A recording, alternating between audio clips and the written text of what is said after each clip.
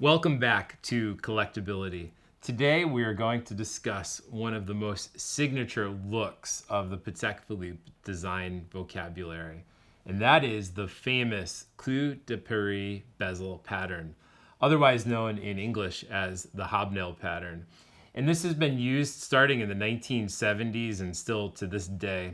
So over the next few minutes, we're going to discuss a brief history of Hobnail and what it does to a watch and why it's become this signature look for Patek Philippe. So let's first go back to the mid-1980s. Patek Philippe, still reeling from the quartz revolution, was working closely with a number of ad professionals to present a watch that would be the signature look of the brand. Interestingly, the hobnail look of the 1980s that's become the signature look ever since of the Calatrava was born in the 1980s thanks to an ad man named René Bettel. He asked Patek Philippe, what is the signature look of your Calatrava?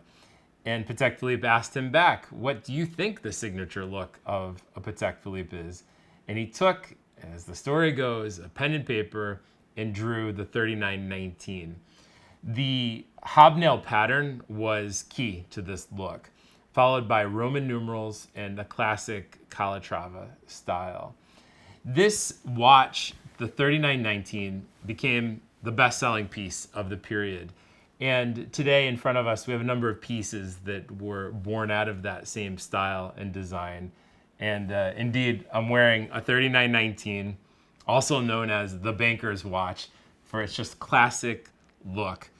If you have a Patek Philippe on your wrist and it's a 3919 or one of its descendants, you really do have a classic Patek Philippe DNA watch on your wrist. So first, let's look more closely at the hobnail pattern and discuss what it actually is. So what you're seeing is two rows of essentially pyramid form. It's a guilloche pattern in these two rows, and they intersect to make these pyramids. And when the light hits this with the naked eye, it's magical. It's a really clean aesthetic. It's elegant. It's a watch you could wear with a suit. You could wear it with jeans, and there's many reasons why this is the classic Patek Philippe look. So in 1985, the 3919 was born. It was 33 millimeters in diameter, still an attractive size to wear. Only 6.6 millimeters thick. And this stayed in production for almost 20 years until about 2005, 2006, when it was removed from the line. And that is when it was replaced by the 5119, which is identical, just slightly larger at 36 millimeters. Surprisingly, before the 3919 came out, 2 years earlier to be exact, the 3802 was born. Now, the 3802 is an automatic version of the watch. It has almost the identical aesthetic, but rather than sub-seconds, it has the center seconds and the date. Now, this particular piece remained in the line also for many years, up until 2007. It was in production longer, in fact, than the 3919. Only 33.5 millimeters, but still attractive to wear today. And it's now officially considered a vintage watch. Now, the next watch I'm going to show you is also a personal favorite, being an ellipse, but it's an ellipse with the hobnail pattern. So this is a reference 3931, and it's fun to see the combination of the ellipse shape with the Clous de Paris, also the Roman numerals and the date. And a pleasant surprise with this watch is it's quartz. So this particular piece from the late 1980s was a watch that was ready to wear. You put it on your wrist and away you go. It's a classic look for a classic gentleman or a classic lady. Speaking of the ladies, the next watch I'd like to show you was released in 1992 and remained in the line until 2007. It has a 16-250 caliber, so it's of course much smaller than a 3919. But what's so nice is when you look closely at the bezel, it has 4 rows of the Clous de Paris compared to the 2 that you see with the gentleman. And Patek Philippe was really trying to open this look to both men and women, and it was their signature line of the era. Next, the 3802 is discontinued in 2007, and the 5120 was the larger version that we saw next, which was 35 millimeters.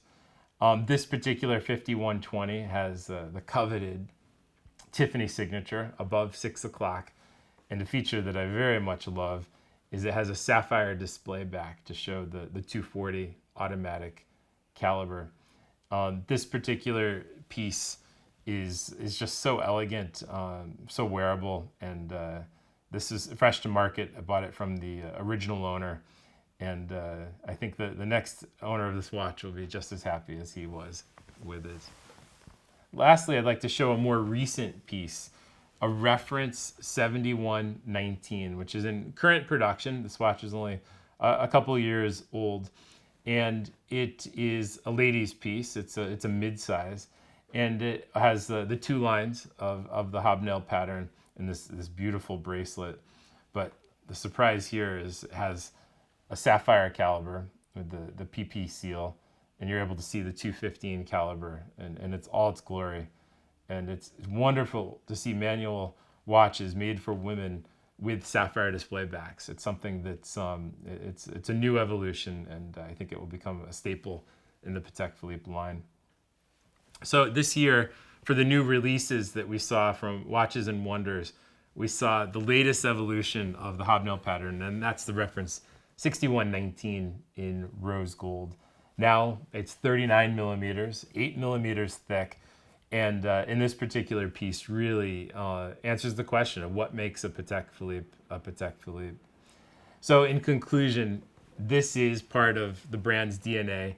It's a look that's been part of the company now for over a generation and will continue to be in the line. And it has a rich history, a wonderful aesthetic, and it's the type of piece that once you have it on your wrist, you don't want to take it off.